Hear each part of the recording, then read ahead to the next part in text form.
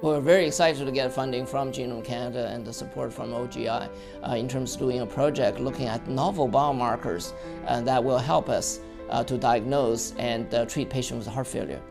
And so the big challenge that we have today in health is the fact that heart failure is the #1 killer in cardiovascular disease. And in fact, 1 in 5 Canadians will ultimately succumb to heart failure. And the biggest challenge is that many of us, may be at risk for heart failure, but we don't even know about it. And so the question is, how do you actually diagnose early, and how do you actually get the right treatment for the right patient? This partnership came about very much because of the opportunity created by Genome Canada because of this request for application.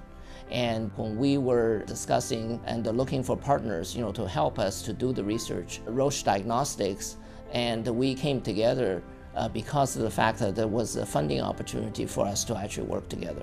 The other aspect in which this partnership came together very successfully is really through the help of Ontario Genomics Institute and the wonderful staff here at OGI.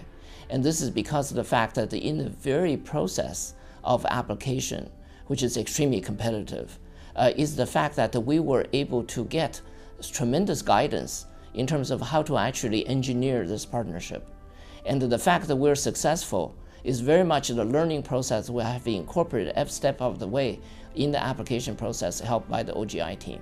And so we're very grateful and still continue to work with the OGI team to make sure we're successful at the end. The overall GAP program, I think, is really a game changer from the ability to bring private sector partners with academic partners to really address this issue of how do we implement personalized medicine so that we can actually treat our patients appropriately, effectively, and cost-effectively for every Canadian in the country.